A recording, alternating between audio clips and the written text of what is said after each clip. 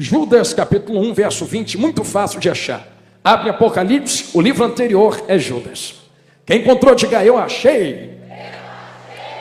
Assim está escrito na palavra de Deus. Mas vós, amados, edificando-vos a vós mesmos sobre a vossa santíssima fé, orando no Espírito Santo. Você pode sustentar sua atenção, sim ou não?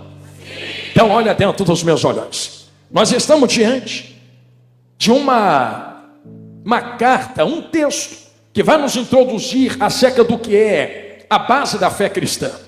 E eu sei que você leu comigo e eu gosto muito de fazer isso. Certa vez eu, estudando teologia com alguns pastores lá na igreja, eles disseram assim: pastor, a melhor maneira que nós temos de discernir o que a Bíblia está falando conosco é fazendo perguntas para ela. Porque se a Bíblia é uma palavra viva, a vida que há nela vai te responder. E quando nós olhamos para o versículo 20 do capítulo 1 de Judas, a melhor forma de cada jovem que está aqui sentado, olhando de olho arregalado, é entender o que ele estava pronunciando nessa carta, é perguntar para o versículo. Então, perguntando ao versículo 20 o que é que tu quer dizer a nós, ele vai te dar 3 respostas específicas. A primeira, se você quiser olhar para a tela que a mídia com tanto carinho colocou, você pode ver: vós, amados, edificando-vos. Então a primeira coisa que pula do texto é edificação.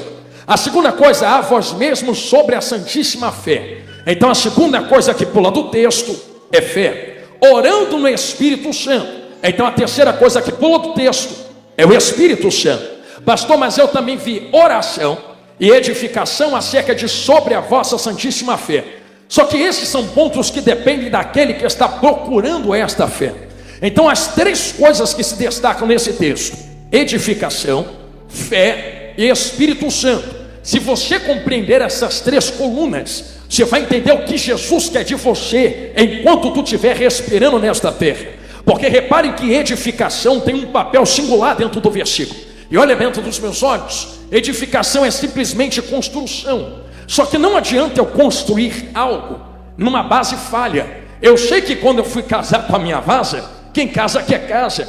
E eu lembro que quando nós chegamos num terreno vazio, eu e o pedreiro olhamos para aquele terreno e a primeira coisa que o pedreiro falou foi assim: rapaz, para nós levantarmos uma casa sólida em cima e essa casa não cair na tua cabeça quando o vento soprar, antes a gente tem que cavar dentro do terreno e edificar uma base sólida. Então o que sustenta a casa bonita de pé em cima não é parede, não é tintura, não é beleza, não é telhado, é algo escondido onde ninguém vê, que sustenta ela no meio da ventania. Ele cavou um buraco, colocou sapata dentro da terra, fechou de novo e edificou a casa em cima. Irmão, pode chover, pode bater vento, pode acontecer o que for, a minha casa pode não estar pintada ou pintada, pode ter azulejo ou não, vai ficar de pé no meio da ventania. Só aqui você já começa a perceber que o que sustenta casas no meio de provações, juventude, não é beleza, não é poder monetário, não é poder de influência, não é poder de nome oratória, não é o que eu sou por fora, é algo escondido que ninguém vê, sustentando ela no meio das lutas e provações. Se você consegue compreender que é para ser edificado em uma base sólida, aqui eu quero jogar a peteca para vocês, porque eu fiz vocês repetirem, vocês repetiram comigo. Não é Deus quem edifica. Pode ver que está escrito lá: edificando-vos. Então somos nós quem nos edificamos. É como se fosse uma autoconstrução. Pastor, por que é que é uma autoconstrução? Eu pensei que Jesus ia descer na terra e ia botar tijolinho por tijolinho na casa que sou eu. O que Jesus fez foi a base. Quem levanta a casa agora é quem está me olhando aqui de olho arregalado. São vocês que se autoconstroem sobre essa base. Porque com carinho, eu vou falar escancarado, vocês vão entender aonde eu estou querendo chegar. Não são Deus, não é Deus, perdão, quem busca vocês. São vocês quem buscam Deus. E na busca frequente a Deus é que eu vou me construindo sobre essa base sólida. Então vou repetir, grava isso aqui que eu falei agora. Não é Deus quem busca vocês, são vocês quem buscam Deus. Não, pastor, eu já entendi que o senhor está falando de culto, não é? Sim, é você que ora, é você que jejua, é você que busca, é você que lê Bíblia, é você que edifica a sua fé. Tá, mas e se a busca for para buscar quem está caído? E se eu te falar que Deus também espera quem está caído se levantar e vir até ele. Você acredita em mim? Não, pastor, eu não sirvo a um Deus tão rude. O Deus que eu sirvo, quando vê alguém cair, ele estende a mão e levanta. Ah, então você é categórico, porque o pai não levanta, ou perdão, não vai atrás de filho que decide sair da casa. Eu vinha conversando com um amigo dentro do carro, e eu dizia para ele que existem 3 parábolas dentro da Bíblia. Então não misture a parábola da ovelha com a parábola do filho pródigo. A parábola da ovelha, onde o pastor vai atrás da ovelha, é alguém que se perde, mas nunca quis estar perdido. Agora, filho que conhece a lei, conhece a palavra, bate o pé no chão e decide sair de casa, são de Bíblia, já entenderam? Pai não corre atrás, pai fica de braço cruzado, parado na porta, dizendo assim: foi tu quem quis sair, eu vou ficar correndo atrás de quem não quer estar comigo? É que eu senti Jesus falar na minha boca: não, Deus tem que correr atrás de mim. Deus não tem que correr atrás de tu, porque tu não é mais ovelha, tu é filho e filha. E filho e filha está aqui, ninguém está escravizado aqui dentro. Estou gostando que tem gente me olhando já de olho meio torto, mas não vai. Tu é tão livre aqui que é livre até para desviar se você quiser. Só não, pastor, vai reclamar com Jesus que contou a parábola então, que o pai não ficou parado na porta igual um quarterback quando o filho quis sair de casa. Você lembra que quando o filho disse assim: me dá a parte dos bens que me toca? Sei que vai doer, mas vai curar. A parte dos bens que lhe toca era uma herança, só que não estava na hora de transferir herança para o filho, porque quem decide a hora da herança vir não é o filho, é o pai. Mas o filho está entrando na frente dizendo: eu quero agora, eu quero agora, eu quero agora, eu quero agora, eu quero agora. Sabe o que o pai entendeu? Quer dizer que tu não está comigo porque eu sou teu pai, tu está comigo porque eu tenho algo no meu bolso para poder te entregar lá na frente. Quer dizer que tu não está edificando o teu relacionamento comigo pelo que eu sou, mas pelo que eu posso fazer por ti. Está doendo, mas vai curar. Vou ficar olhando lá para a galeria agora. É o que, pastor? É. O que o pai está dizendo ao filho é: tu está se relacionando comigo pelo que eu sou ou pelo que eu tenho? Pelo que eu sou ou pelo que eu posso fazer? Pelo que eu sou ou pelo que eu posso te dar? Não, eu estou contigo porque tu tem algo que pode me dar. Ah, é? É. Então seja livre. Eu vou te libertar. Porque a pior escravidão é aquela que eu não vejo que sou escravo. Porque quem às vezes está na escravidão do pecado, sabe que está na escravidão do pecado. Mas e quem está escravo das bênçãos de Deus e não percebe que é escravo disso? Gostei do meu Deus aqui, do silêncio. Vou falando lá para cima agora. E como Deus não quer escravos dentro da sua casa, mas filhos, Ele liberta. E sabe como Ele liberta alguém que só está com Ele pelo que Ele pode dar? Dando. Tem gente que não vai receber porque é bom filho. Tem gente que recebe porque é escravo. E como Deus não chama escravos, Deus chama livres. Se é a porta que te sustenta, Ele te dá a porta para te libertar da necessidade da porta. Entender aqui, vou ficar batendo nesta tecla. Se é uma chave que te sustenta na igreja, Ele te dá a chave para te libertar de se relacionar com Ele por causa de uma chave. Eu imagino o pai entregando a herança para ele, dizendo: e agora? Vai fazer o quê? Aí o pai fica olhando para ele. Você lembra na Bíblia que está escrito assim? E passando dias, porque ninguém sai da presença de um pai de uma hora para outra. Eu imagino um filho com a herança na mão dizendo assim: o que eu faço agora? Porque eu só estava aqui por causa disso. Qual é o meu propósito dentro da presença? Não sei, quer saber? Vou pegar esta aqui e vou aproveitar lá fora. Aqui está uma verdade implícita que muitos estão perdendo no evangelho esse dia. Qual verdade, pastor? Quem corre atrás de Deus pelo que Ele pode dar, nunca fica firme na presença. Vai doer mais ainda, mas vai curar daqui a pouco, melhora. É mesmo, pastor? Por que não? Eu não estou dizendo que é errado correr atrás da bênção, porque se você não for abençoado por Deus, vai ser abençoado por quem? O errado é tu trocar as prioridades e colocar o que Ele pode fazer à frente de quem Ele é. E se alguém que está com Ele só pelo que Ele pode fazer e não pelo que Ele é, quando recebe, a primeira coisa que faz é: só estava aqui por causa disso, então vou embora. Mas e se não recebe? Vou embora também. Estou decepcionado com Deus. Aquela igreja não faz uma oração com força. Aquele pastor não ministra um negócio de mistério, que se fizesse direito eu tinha recebido a minha bênção. Não, é Deus quem está dizendo para você: para de se relacionar comigo pelo que eu posso fazer e começa a se relacionar comigo pelo que eu sou. Não edifica a tua fé naquilo que eu te dou, mas em quem está dando. Porque se eu der, eu sou. Mas se eu não fizer nada na tua vida, eu ainda estou sentado no mesmo trono de glória. Ei, Jesus, para que tu manda falar estas coisas? Você percebe dentro desta mesma palavra que o pai não correu atrás do filho pródigo. Ele ficou parado na porta assim, ó, desse jeito. Mas quando, alguém vai entender o que eu estou falando, quer ver? Quando o filho caiu em si, e caindo em si, levantou a boca e disse: levantar-me-ei. Não é ele quem me levanta.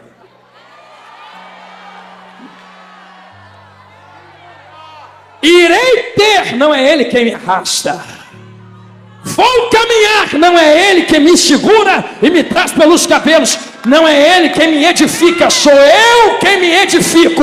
Levantar-me-ei e irei ter. Mas um recado para quem quiser dar glória: enquanto o filho estava vindo pelo caminho, o pai está vendo, vindo, ele vindo, e diz assim: eu não vou atrás, mas vou ao encontro. O pai sai correndo, abraça ele, bota a sandália, bota roupa nova, bota anel, e ainda faz uma festança dentro de casa. Você começou a compreender que existe uma diferença entre Deus ir atrás e Deus ir ao encontro, sim ou não? Porque ir atrás é ir atrás de alguém que não quer estar com ele. Ir ao encontro é alguém que está tentando fazer a coisa certa, está tentando voltar, está tentando edificar, está tentando manter a fé no lugar certo. O pai olha e fala: é desses que eu quero. Abraça, traz para dentro de casa. Ele não está voltando para casa porque alguém está mandando, está voltando para casa porque quer. E é esses que conseguem firmar-se firmemente na presença de Deus. Porque se eu quero estar aqui com carinho, eu vou jogar peteca para quem está me olhando. Quem te obrigou?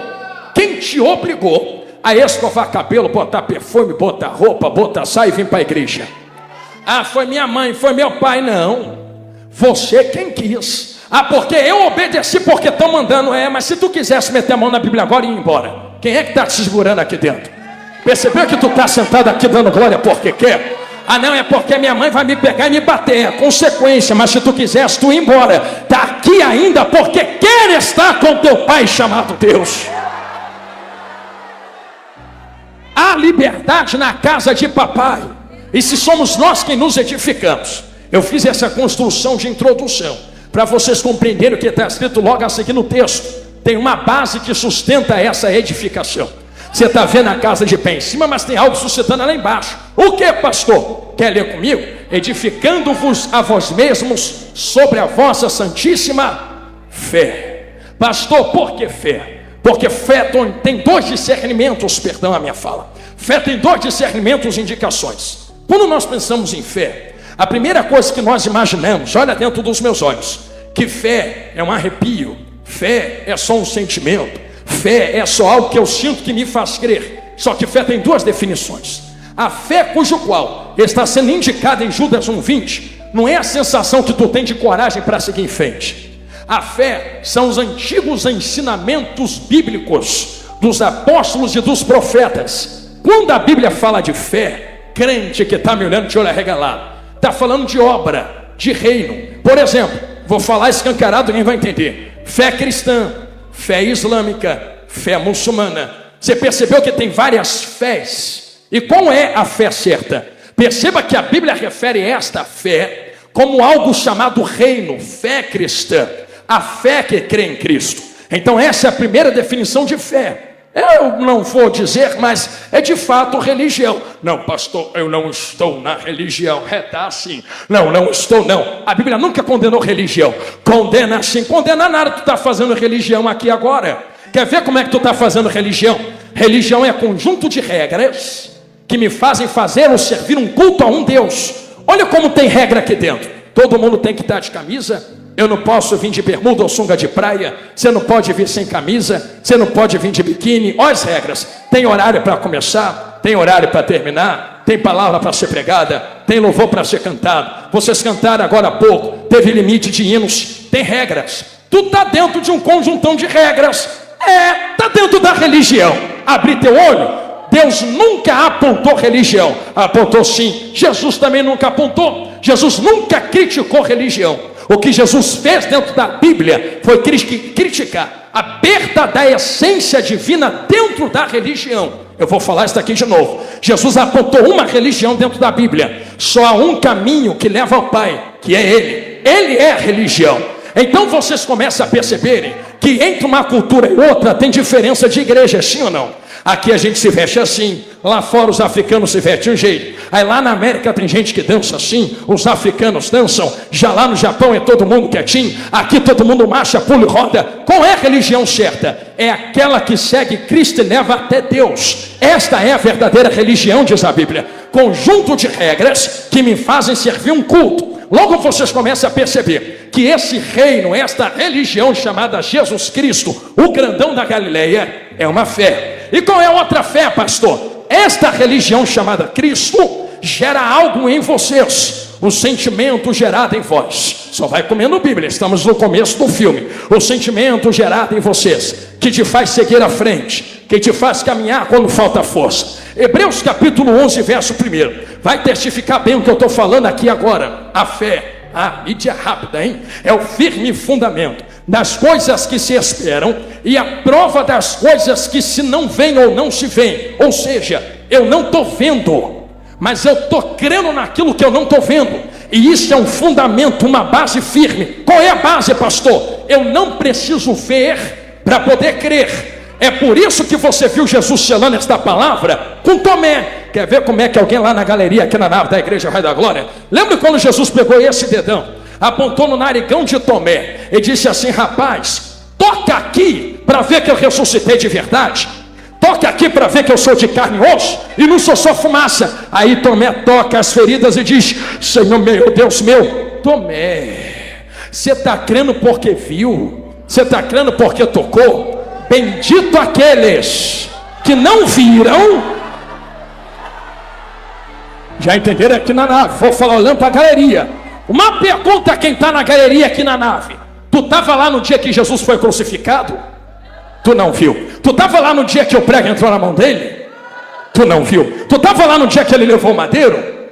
Tu não viu. Se tu não viu, como é que tu crê? Bem-aventurados, bem-aventurados, bem-aventurados, bem-aventurados. Não viram, mas creram. Não veem, mas crer. Eu não vejo, mas eu creio naquilo que eu não vejo. É por isso que a fé não precisa ser vista. A fé é algo que me alavanca para frente, é algo que me coloca para frente. E logo nós chegamos ao denominador comum. Existe um caminho para a fé ser manifesta. E aonde há uma manifestação de fé, pastor? Fique comigo. Vocês percebam que na parte C do versículo, orando no Espírito Santo. Cheguei onde Jesus mandou. Não está escrito orando ao Espírito Santo. É orando no Espírito Santo. Tem diferença. Orando ao é falar com. Orando no é estar num ambiente, num lugar. Só que quando vai falar do ambiente, não está falando de ambiente material. É como se estivesse comparando o Espírito Santo ao ambiente espiritual, aonde você adentra, se posiciona e diz: agora que eu estou no Espírito Santo, eu posso orar, basear a fé, construir a casa e me edificar na presença dele. É no, não ao. Não é que seja errado orar ao Espírito Santo. Eu vou confessar algo a vocês enquanto vocês estão dando glória aí. Às vezes eu desço a rua lá no Rio de Janeiro de casa, que o Rio de Janeiro é uma benção, é tudo rua que sobe assim. Aí às vezes eu estou descendo assim, vou lá na padaria comprar pão. Aí eu vou conversando assim sozinho, com o Espírito Santo. Aí alguém um dia falou assim para mim: rapaz, você é louco, pastor. Você desceu aqui a rua falando sozinho. Eu sozinho não. Tu que não viu. O meu amigo está comigo, ele vai para onde eu vou, me acompanha onde eu entro, sai comigo de onde eu saio. Eu estou no Espírito Santo. Comece a compreender que estar no Espírito Santo é uma condição aonde você se encontra. Então existem duas condições: ou eu estou no, ou eu estou fora. Eu poderia abrir o leque agora da oração, mas vocês sabem que oração é comunicação, e uma comunicação que vai muito além de falar. É realmente se relacionar. Então comecem novamente a compreender essa construção de ideia. Oração, orando no Espírito Santo, é como se relacionar com um ambiente chamado Espírito Santo. Gente, eu sei que isso aqui que eu vou falar é meio pesado, mas lembra de quando Moisés entrou no meio do ambiente onde a sarça ardente estava? Eu vim por esse caminho de propósito. Veio por quê, pastor? Vim porque o que Deus desperta em Moisés na sarça ardente não termina na sarça. Eu sei que eu vou guardar uma informação com vocês aqui, e que vai ser fiel à proposta que o Espírito Santo quer fazer com vocês. Então vamos nós. Deus dá uma experiência a Moisés. E qual é a experiência, pastor? De ver a sarça ardendo. Olha aqui nos meus olhos. Tem fogo que arde e não consome. Então não caia na lábia ou no pensamento de muitas pessoas que dizem que quando a Bíblia fala de fogo só está falando de inferno.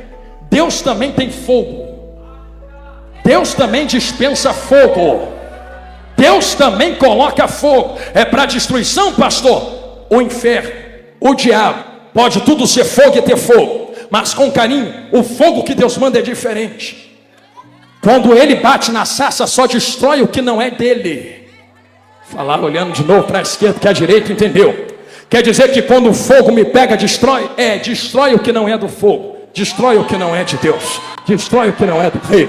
Destrói o que não é da presença. O pecado cai, a muralha cai, a corrente quebra, a maldição vai embora, a doença é curada, e o nome de Jesus é glorificado. É esse o fogo que eu estou pregando a vocês, porque tem um pensamento aí hoje em dia que diz, é tudo fogo do inferno. Então me explica João Batista, dizendo que vem um após ele, que vos batizará com o Espírito e, não ou fogo, com fogo. O que João está dizendo não é para escolher se você vai querer o Espírito ou se você vai querer o fogo. Ele vai te dar os dois. Ele vai te dar o Espírito, vai te dar fogo, só que você não será destruído nesse fogo. Só é destruído no fogo de Deus quem não é sarça, que pode arder no fogo. Mas como eu estou vendo sarça, guarda essa informação. Sarça é arder no fogo e não ser destruído no fogo. Deus entrega esse pensamento a Moisés, no ambiente que Moisés está entronizado. Lembrem-se de novo, estamos no ambiente do Espírito Santo. Eu falava algo antes que eu vou repetir no meio da mensagem agora. O que tu falava, pastor?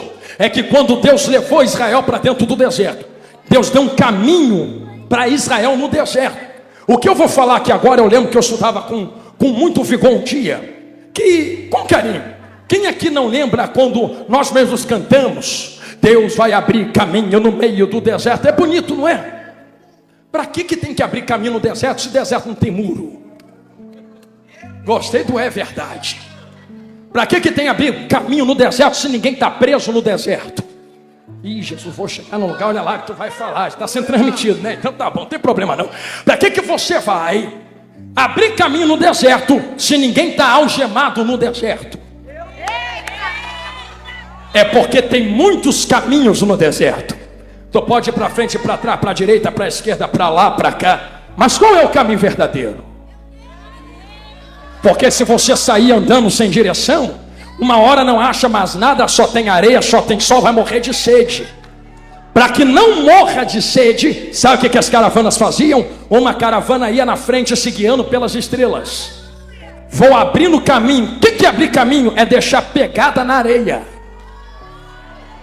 Quem vem atrás não precisa descobrir o caminho, ele já foi estabelecido. É só vir seguindo o que ele já fez. É só vir indo o que ele já abriu. É só vir caminhando pelo que ele já colocou. Você compreende que tudo é caminho, mas nem tudo leva para a vida. É por isso que eu estou dando glória a Deus enquanto eu estou vendo essa juventude. Dá glória aqui dentro. Pastor, por que tu está dando glória? Porque tem muitos caminhos, mas nem todo caminho é de vida. Tem gente que está lá fora dizendo, eu posso ir para onde eu quero, eu posso fazer o que eu quero, eu posso cheirar, eu posso beber, eu posso fumar, vou pular o carnavalzão agora do jeito que eu quero. Porque deserto não tem barreira, tu vai para onde tu quer, mas chega a semana que vem, tá deitando cabeça no travesseiro dizendo, cadê a alegria, cadê a bonança, cadê a felicidade? É caminho que leva para a morte. Mas esses que ficam batendo em quem está aqui dentro, dizendo que está na lata, que é tudo conservador, pode mandar um recado de volta, estamos na lata mesmo, e isto aí não é nenhuma coisa ofensiva, Isto aí é orgulho para nós, enquanto na lata estamos no caminho certo. Por que está no caminho certo, pastor? Porque é na lata que eu não posso fazer o que me dá vontade. Mas liberdade não é fazer o que dá vontade, não é para ir para onde eu quero. Liberdade é poder ir, porque tu é livre, mas dizer, sou eu quem quero estar dentro da lata, dando glória para Ele.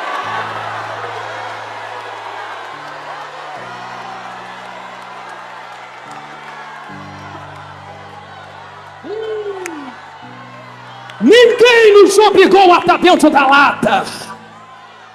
Sou eu quem quis de livre e espontânea vontade entrar na lata. Ninguém me obrigou a estar na presença. Sou eu quem quis estar na presença. Um recado para quem pensou que ofendeu. Ofensa? Mesmo que fosse ofensa, obrigado por nos ofender. Está fazendo crescer nosso galardão nos céus. Bem-aventurados sois vós, quando vos injuriarem e perseguirem por causa do meu nome, grande é o vosso galardão nos céus.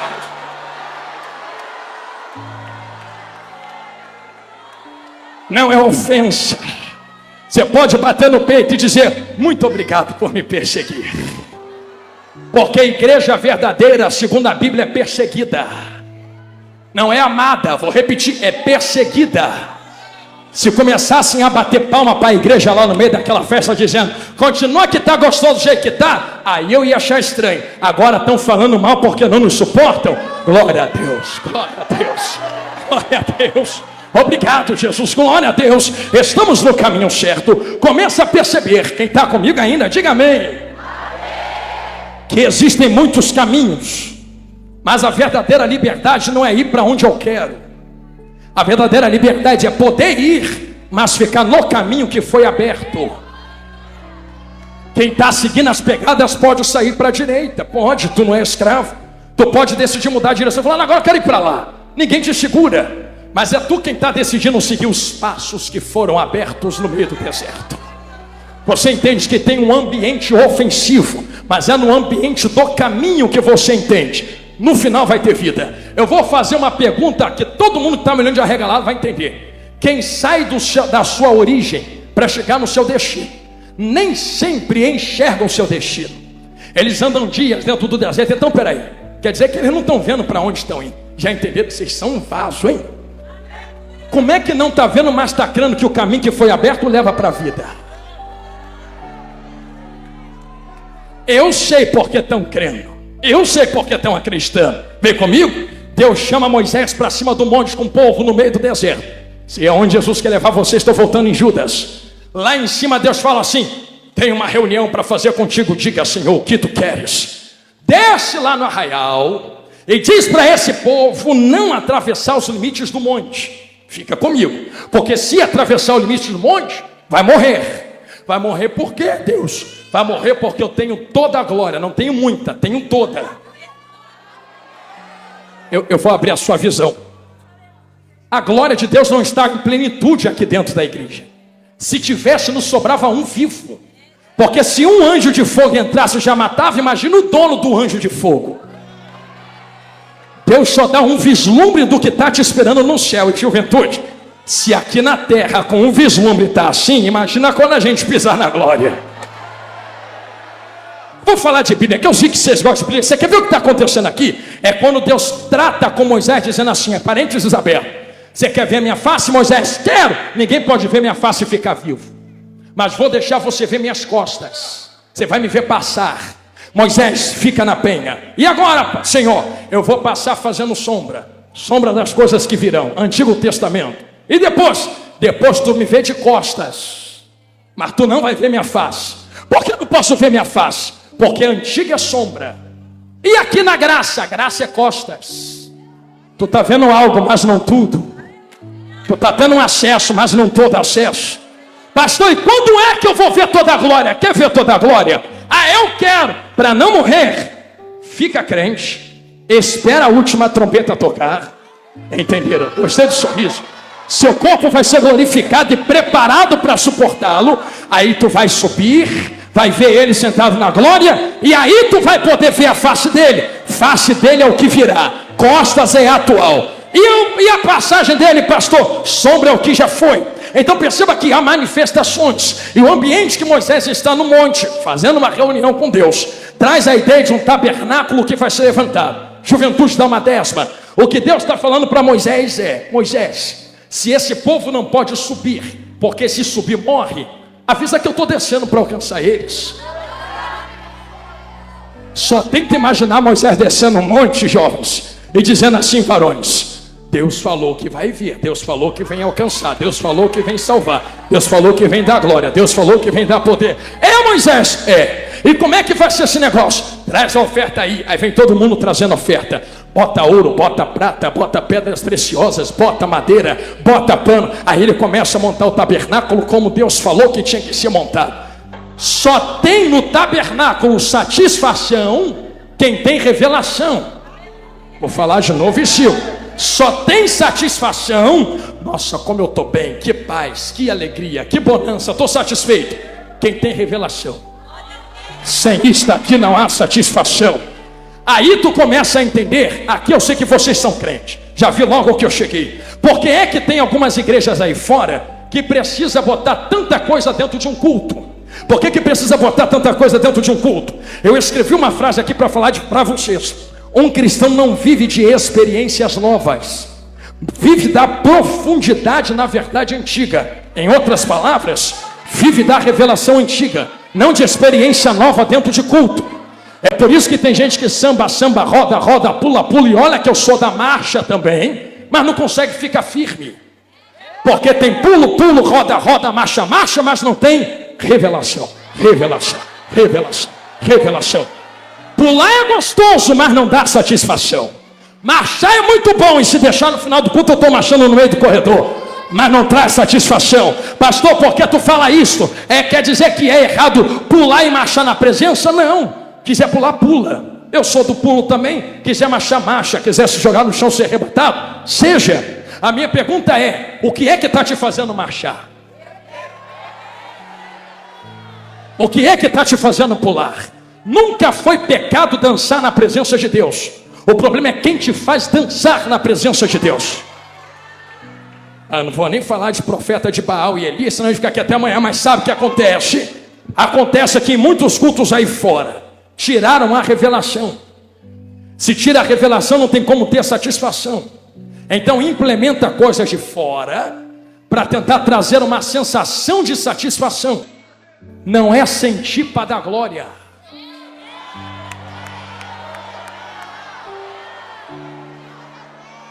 Não, eu preciso sentir primeiro. Não, porque o sentimento da arca está depois da adoração. Então não é um arrepio para, arrepiou aqui, vou levantar a mão para a glória. Vai ficar até o final do culto sem sentir nada, porque quem está dando glória às vezes não está sentindo. Mas quando levanta a mão e começa a dar glória, aí a sensação da presença começa a vir. Só porque tu levantou a mão com esse sorrisão no rosto. Tu tem cotovelo, não tem? Precisa pegar na mão, não. Só dá uma cotovelada mais jovem no jovem que está assim do seu lado, com carinho para não machucar. E diga assim: por que tu está esperando arrepiar para dar glória para Deus? Diga: vai descer anjo aqui não. Quem tinha que descer já desceu 2.000 anos atrás. Tu tem acesso livre. Só sai do mesmo jeito se quiser. Mas se quiser ter uma experiência nas antigas escrituras, abre a boca e dá 10 segundos de adoração àquele que vive e reina.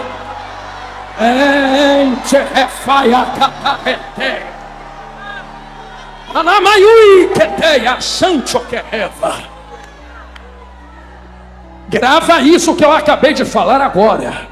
Estou indo para o final. Não é sentir para adorar, é adorar para poder. Se você gravou esta frase no seu coração, a experiência de sentimentos, voltamos lá na fé e você não viu. Se a fé reina os sentimentos, o sentimento só pode vir depois que eu tenho uma ação. Então eu não sinto fé para poder me relacionar com Ele. Eu me relaciono com Ele e a fé vem. Então perceba que é algo que vai sendo construindo pouco a pouco. Chega-se no Novo Testamento, alguém vai entender. Vem um varão pisando na terra assim, ó, andando desse jeito assim. Aí ele vem andando. Enquanto ele está vindo andando devagarinho na sua humildade, João Batista está batizando assim: vai, vai, Vai, de repente ele para o culto. Gente, para tudo. Para tudo porque, João, tu é profetão, você está com o nome aí na mídia. Eu posso ser João, mas esse que está vindo ali, eu não sou digno nem de desatar as alparcas das suas sandálias ou dos seus pés. Por que, João? Porque eu batizo com água, mas quem vem vai batizar com fogo. Ele é o Cordeiro que tira o pecado do mundo. Jesus entra nas águas assim, juventude, só vai comendo Bíblia. Quando entra, João fica: eu que preciso ser tocado, tu vens a mim? Aí Jesus diz: faz para toda a justiça se cumprir. Em outras palavras, João, eu sei que eu sou maior que tu, mas está escrito que tu tem que vir preparando o caminho. Então termina logo o teu ministério. Não é que você está me impedindo, sou eu quem quero ser fiel ao que está escrito aqui dentro. Faz logo o que tu tem que fazer, porque agora eu vou entrar. E quando eu entrar em cena dentro da terra, não tem quem me segura. João batiza Jesus, provando a todo mundo que está aqui dentro que nem Jesus quebrou a autoridade que estava escrita sobre ele. Porque, irmão, tem crente hoje em dia que eu acho muito corajoso. Corajoso por quê? Porque nem Jesus fez o que muita gente está fazendo. Falar de louco, eu sei que vai doer, mas vai curar. Fazendo o quê? Ninguém manda em mim. Sou eu quem mando no meu nariz. Sou eu quem mando em mim mesmo. Ah, é? Façam. Quarta pessoa da Trindade. Se nem Jesus fez isso, Jesus já começou dizendo: eu tenho algo para fazer. O que eu tenho para fazer não é fazer a minha vontade, é fazer a vontade do meu Pai que está nos céus. Até Jesus respeitou a ordem que veio do alto. E tu é vazão que não quer respeitar a autoridade que Jesus institui na terra? Se Jesus respeitou a autoridade de João, sei que vai doer, mas vai curar. Tem gente que não consegue respeitar o próprio pastor. Tem gente que não consegue respeitar a própria liderança. Se nem Jesus fez isso, que coragem é essa tua? Eu vou falar, Jesus está mandando. Você quer ver como é que nem Deus quebra a autoridade que ele institui na terra? Só vai comendo Bíblia. Lembra quando Deus chamou Moisés e disse assim: Moisés, diz Senhor, traz 70 aí. Se eu fosse no lugar de Moisés, ia dizer: para que eu tenho que trazer? Tu já conhece quem eu vou trazer, tu é onipresente, onisciente, onipotente. Vai lá e busca tu. Por que Deus não vai buscar, mas tem que passar por Moisés? Não é que Deus tenha que passar, é que Deus deseja, quer respeitar o que colocou na vida de Moisés. Em outras palavras, se é Deus quem institui a autoridade, Deus não quebra a própria autoridade que coloca na terra. É como se Deus estivesse falando: Moisés, eu sou Deus, mas o líder do povo é tu. Eu não vou quebrar o que eu coloquei na tua vida. Eu já sei que tu vai escolher, mas vai lá e traz, tem que passar por você. Aí Moisés traz os 70. Já sei, pastor, tu está falando aí que para ter acesso a Deus tem que passar por homens. Eu estou falando de algo eclesiástico e no reino. Tu ora onde quiser, recebe poder onde quiser, mas para trabalhar no reino tem que estar debaixo de liderança, autoridade, de bênção. Está entendendo? Se você compreende isso, compreende o porquê Jesus foi ser batizado, sai do batismo, só vai comendo Bíblia. Estamos indo para o final. Entra no deserto. Entrou no deserto, é tentado por Satanás 3 vezes. Tem fome, transforma a pedra em pão. Não transformou. Está ciente do poder que tem? Se joga daqui de cima. Não se jogou. Está ciente que se tu se dobrar e me adorar, eu te dou os reis? Capeta, tu está tentando me dar algo que eu vou tomar da sua mão. Eu não vou te adorar, eu vou arrancar o reino da sua mão mesmo que você tem que segurar. E aqui está uma dúvida de muita gente. Muita gente pensa assim: ah, os reinos não eram do diabo, o diabo estava mentindo. Você acredita que ali não era uma mentira? Ele realmente estava falando algo que era tão verdade como é nos nossos dias. Os reinos realmente foram dados a ele. Ah, pastor, foi Deus quem deu? Não, Deus deu para Adão, lá no jardim do Éden. Aí Adão pecou, entregou para o diabo através do pecado. Aí o diabo chega até Jesus e diz: ó, foi-me dado, quem deu? Adão. E do jeito que Adão me deu, eu dou para tu se você se dobrar. Só que o que ele não está entendendo é que está o segundo Adão ali na frente dele. Aí o segundo Adão olha para ele: que receber nada, rapaz, eu vou arrancar das suas garras. Um dia Jesus foi ser batizado. No mesmo batismo de João, eu não te contei o que aconteceu, porque eu deixei para contar agora. Quando ele saiu das águas,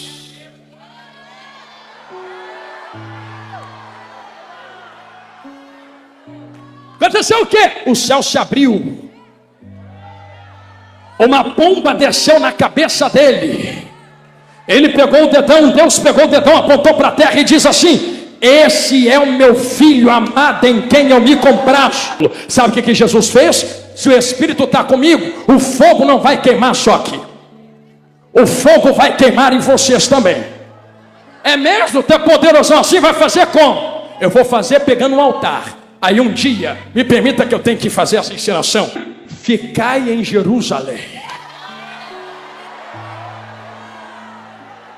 até que do alto sejais revestidos de poder. Judas capítulo 1 verso 20. Mas vós, amados, edificando a vós mesmos sobre a vossa santíssima fé, orando no Espírito Santo, e cumprindo-se o dia de Pentecostes, estavam todos reunidos no mesmo. Eu vou falar porque eles são vaso.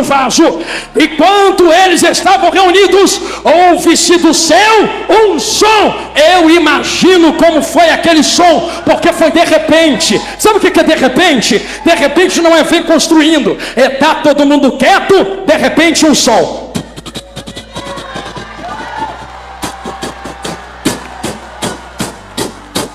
Eu sei que vai ficar difícil de alguém dar glória. E todos foram cheios depois de línguas repartidas como de fogo, desceu sobre eles. Eu tenho uma notícia a dar, quem está dando glória e quem está me olhando de olho arregalado.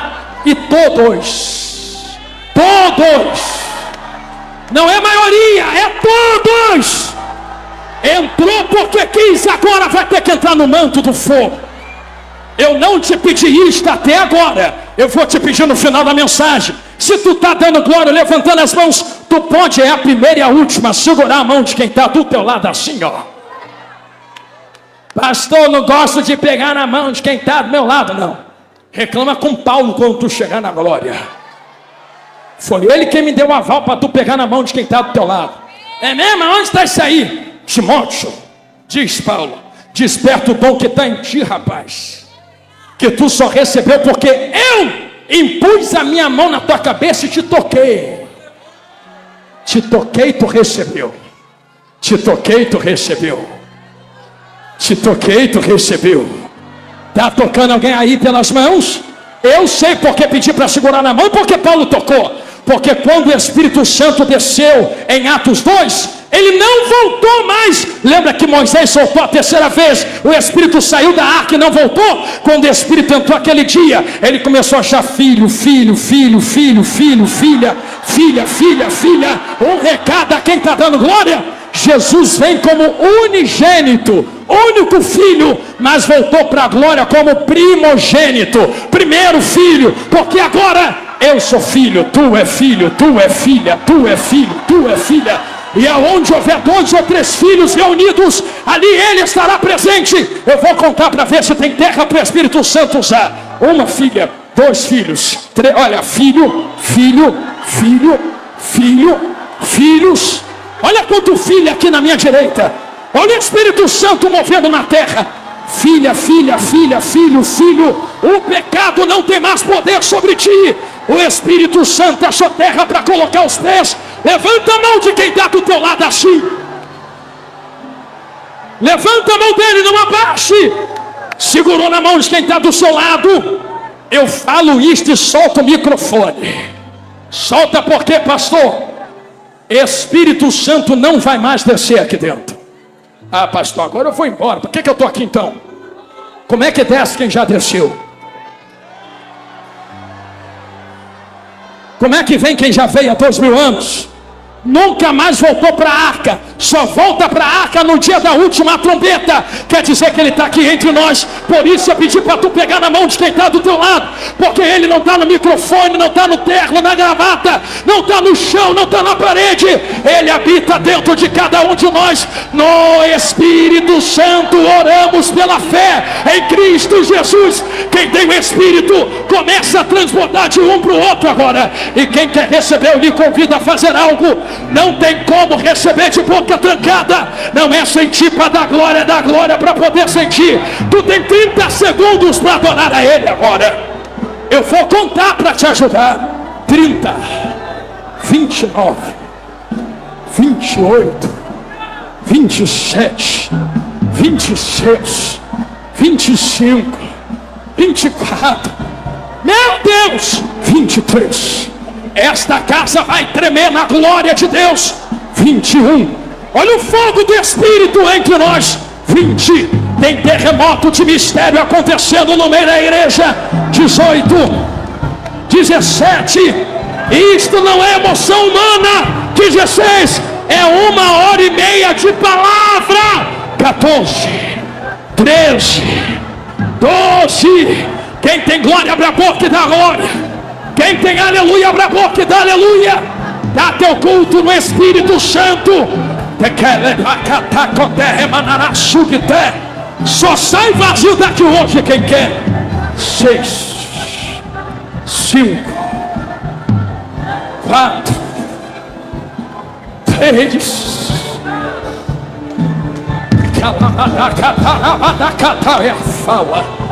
Dois.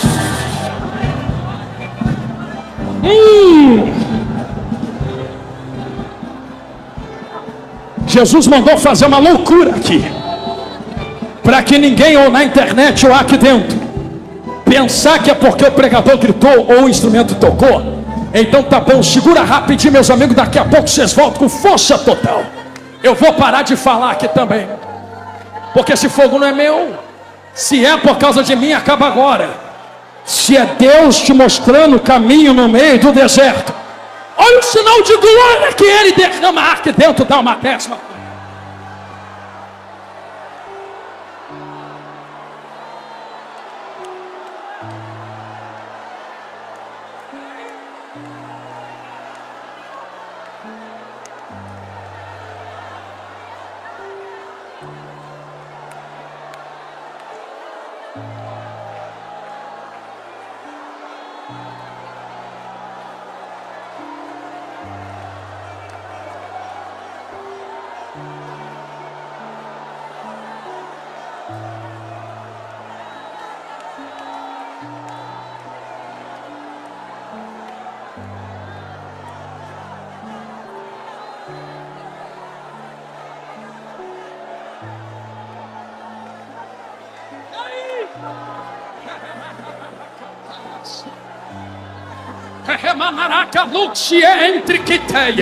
Eu convido vocês a fazer algo que a terra não pode fazer, é estar no Espírito Santo. Pastor, eu quero, usando a liberdade que me foi otorgada pelo ministério.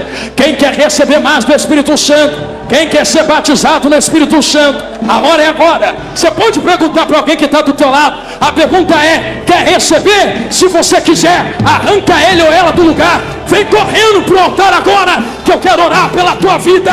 A partir de hoje a tua história não será mais a mesma. A partir de hoje tu vai ser tocha que carrega fogo na terra. Quem quer ser batizado, quem quer ser usado, quem quer ser renovado, quem quer receber mais fogo de Deus, sai correndo do seu lugar e vem correndo para o altar agora. Todos de olhos fechados, a igreja de mãos estendidas, para eu devolver o microfone a quem é de direito. Isto deste jeito.